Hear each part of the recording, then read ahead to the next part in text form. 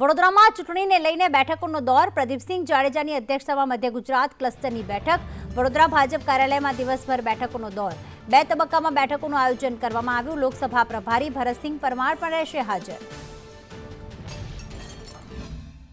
લોકસભાની ચૂંટણીનો ધમધમાટ છે ત્યારે ભાજપ સક્રિય થયું છે. ત્યારે વડોદરા જિલ્લાના પ્રમુખ સતીશભાઈ નિશાળીયા પણ ભાજપ કાર્યાલય ખાતે આવ્યા છે.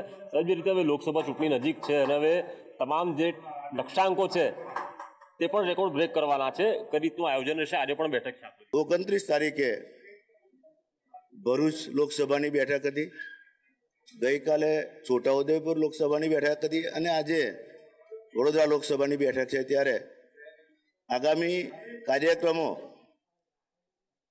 રૂપરેખા માટેની આ બેઠક છે.